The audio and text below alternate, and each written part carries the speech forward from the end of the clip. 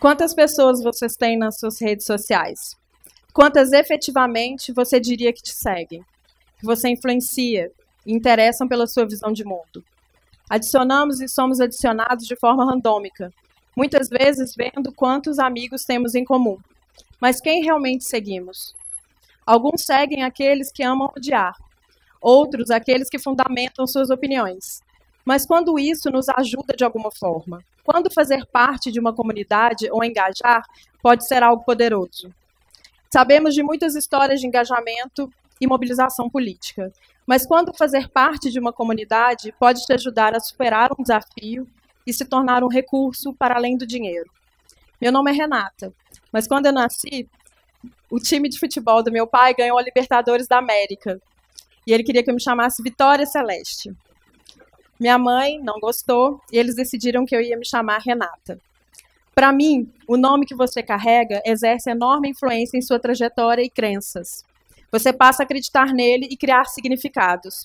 Você até cria uma ficção, uma narrativa, cujo principal personagem é você. Eu brinco que se eu me chamasse Vitória, talvez a minha história seria mais linear e de vencedora nos padrões mais reconhecidos pela sociedade.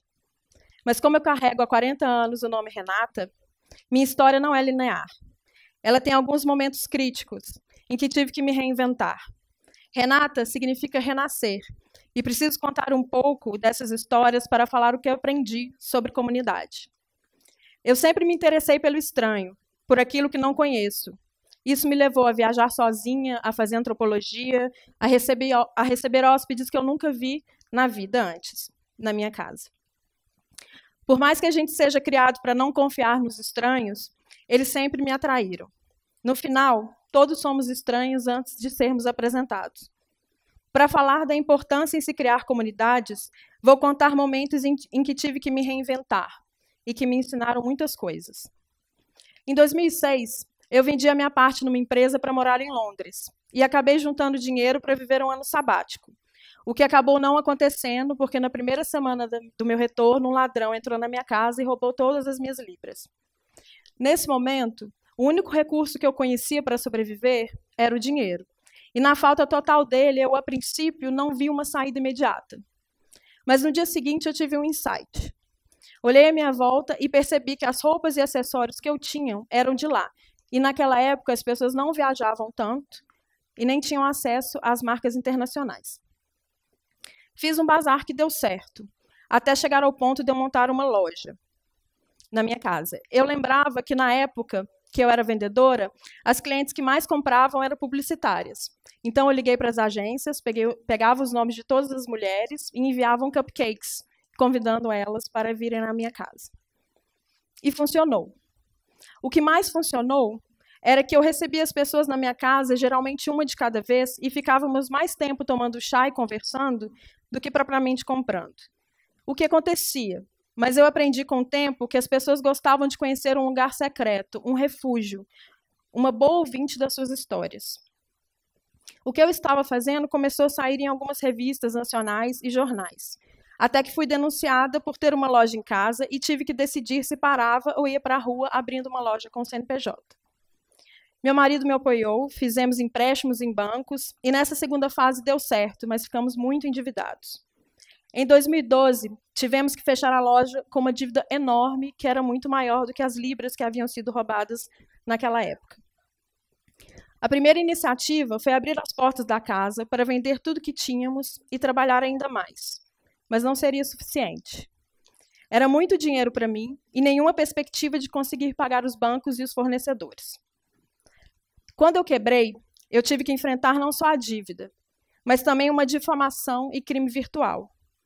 Muitos na minha cidade começaram a compartilhar e difundir essa difamação. Essa foi a parte mais difícil. Eu tive fobia social, era difícil sair de casa, mas era necessário. E o mais assustador era a possibilidade de perder toda a reputação que eu havia construído ao longo da minha vida, até aquele ponto, e a ameaça de perder a minha rede. Isso me deixou em pânico, e a possibilidade de não pertencer me mostrou o quanto pertencer a uma rede acaba sendo uma questão de sobrevivência.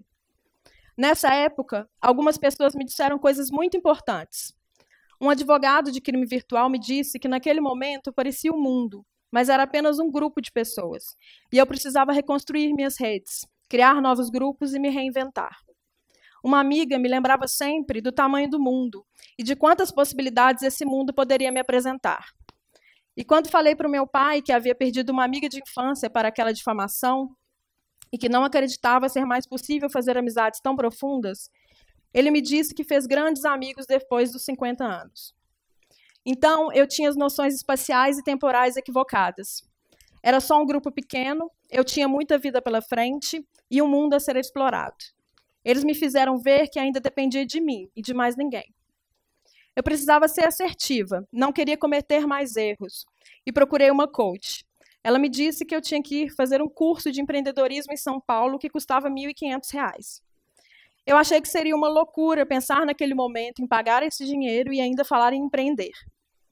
Mas ela disse que eu precisava ir, que eu arrumasse uma forma e que eu entenderia depois.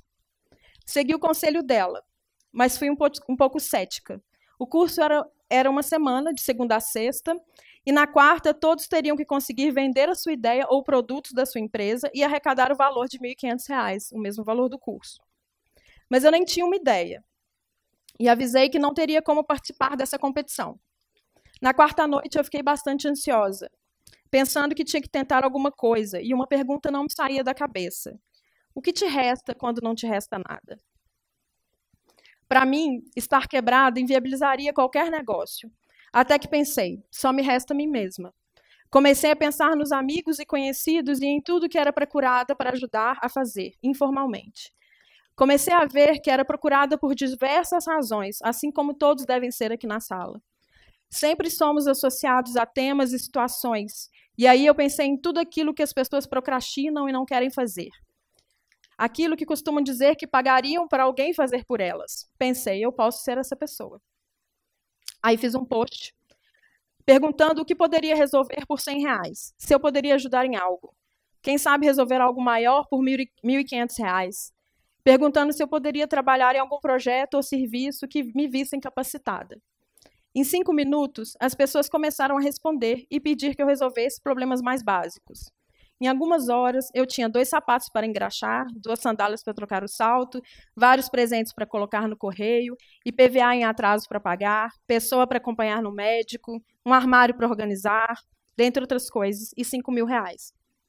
Até então, o recorde do curso era R$ 1.200, e eu consegui bater os 5.000 e podia ter dado mais, mas tive que encerrar. Em 12 horas, arrecadei o valor do curso e voltei com 3.500. Essa foi a ideia que apresentei para a banca. E eles me contaram sobre uma plataforma de economia compartilhada que se chamava TaskRabbit e que fazia algo muito parecido. Foi aí que eu aprendi o que seria economia compartilhada e comecei a entender novos recursos para além do dinheiro. Foi o meu primeiro contato com esse formato, e isso iria mudar a minha vida e a minha visão de mundo. Por causa disso, e fazendo pesquisas, eu conheci o Airbnb, uma plataforma que conecta quem precisa de um lugar para ficar na cidade e uma pessoa que aluga um espaço. Eu tinha todas as razões para não criar um anúncio. Tinha vendido coisas, o apartamento tinha 3 quartos, sendo que 2 estavam vazios, haviam precariedades e o meu prédio fica numa avenida movimentada da cidade e a fachada é horrível, decadente, quase assustadora. Essas plataformas são baseadas em recomendações e eu tinha certeza que se eu desse a sorte de ter uma consulta, seguramente eles iriam dizer sobre o prédio e não haveria mais interessados. Mas quando eu decidi fazer o anúncio, eu chamei o meu marido e fizemos um quarto lindo, aconchegante e bem decorado. Mas o mais importante, eu decidi que seria a melhor anfitriã do mundo. E por mais que saiba que há milhares de anfitriões maravilhosos no mundo, esse desejo me fez fazer o melhor. Criar experiências e hospitalidade para meus hóspedes. E não era muito diferente do que eu já fazia na minha casa na época da loja. 20 dias depois, eu tive a primeira consulta de uma família do Rio, que pediu não só para ficar no meu apartamento, mas com o meu cachorro. Como eu falei, o estranho nunca me causou receio, e tenho uma doença crônica de confiar nas pessoas. E mesmo que eu tenha me decepcionado algumas vezes, estatisticamente, eu recebi muito mais confiança de volta. É que não olhamos muito para quando as coisas funcionam, porque ficamos traumatizados quando nos decepcionamos. Mas a cada dia teremos que confiar mais nas pessoas. Os negócios estão sendo criados e baseados nisso, e a resposta é cada vez melhor, acredite. Essa família do Rio deixou um comentário excelente.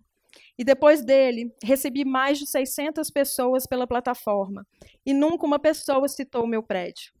Porque o que importa para eles, e cheguei a perguntar depois numa pesquisa, é a experiência que foi proporcionada, o sentimento de pertencimento e de hospitalidade.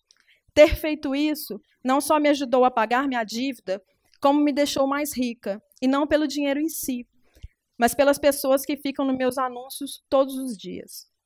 Ainda na plataforma, eu criei a comunidade de anfitriões na minha cidade e comecei a realizar inúmeros encontros para tirar dúvidas e compartilhar experiências.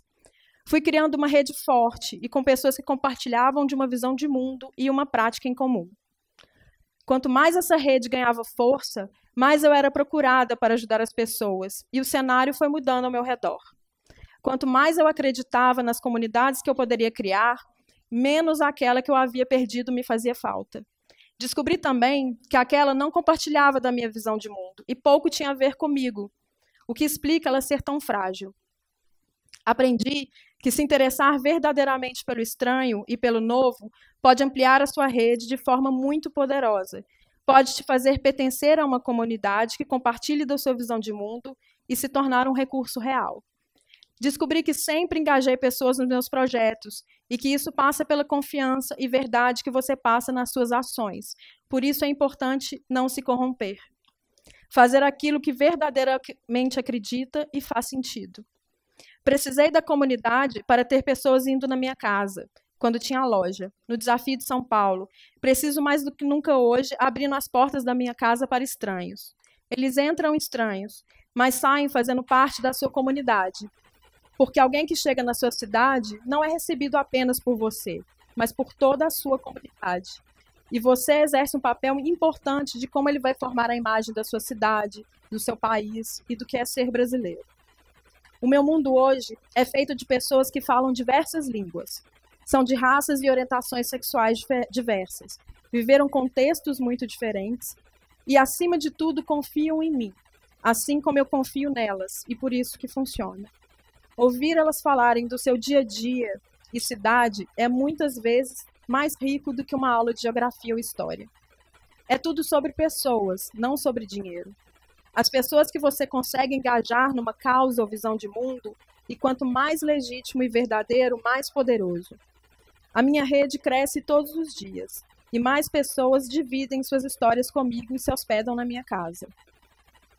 Eu abri a porta da minha casa para o mundo entrar, e isso me libertou e me permite escolher a vida que quero levar.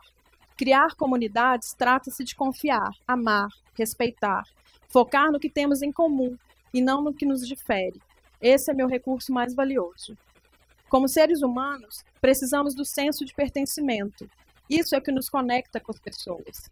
Não podemos pensar que a comunidade que fazemos parte é melhor ou pior que outra, nem ficar numa bolha. É preciso criar comunidades abertas e estar constantemente curiosa e verdadeiramente interessada no outro e se importar com ele, cuidar. Quando eu recebo alguém, sou a minha melhor versão. A gente deveria tratar todas as pessoas como se estivéssemos recebendo a visita de um estrangeiro, com interesse, cuidado, respeito, pensando sempre no melhor para o outro. Eu sempre escuto uma pergunta recorrente quando conto para as pessoas o que eu faço. Mas e aí, e as suas coisas? Existe ainda um apego muito grande, que é limitador e impede que as pessoas dividam e criam redes poderosas. O momento é importante para se criar comunidades, espalhar ideias de amor e respeito. E a hospitalidade é um veículo para difundir essas ideias e um terreno para a empatia. Foi construindo comunidades que me reinventei. E se você é uma pessoa engajadora, você consegue isso e carrega isso com você para qualquer lugar. É uma espécie de superpoder. E ninguém consegue abalar isso, nem uma difamação. Posso ter quebrado algumas vezes, mas nunca fui pobre, pois o dinheiro é o único recurso. A possibilidade de perder meu capital social, a comunidade da qual fazia parte, foi assustador. Mas a possibilidade de construir novas redes e comunidades e entender que esse recurso é muito valioso me empoderou e me tornou destemida, mais forte, mais corajosa, mais livre. O mundo hoje tem se preocupado muito com as diferenças, e isso está polarizando e fazendo com que todos tenham que eleger de que lado estão. Prefiro e sugiro que as pessoas comecem a pensar no que as aproxima, no que têm em comum, e que se encontrem de alguma forma para levar isso adiante. É disso que o mundo precisa agora, e mais do que nunca, focar naquilo que nos reúne. Qualquer um pode criar uma comunidade. É um recurso valioso, democrático, só precisa de vontade, uma ideia, empatia e verdade. Sua visão de mundo fará sentido para as outras pessoas, e espero que ela seja para o bem. O senso de comunidade, de pertencer a uma visão de mundo, é uma questão de sobrevivência. Criar comunidades é um grande recurso e é algo que te torna invencível, porque não é mais sobre você, é sobre muitos. Obrigada.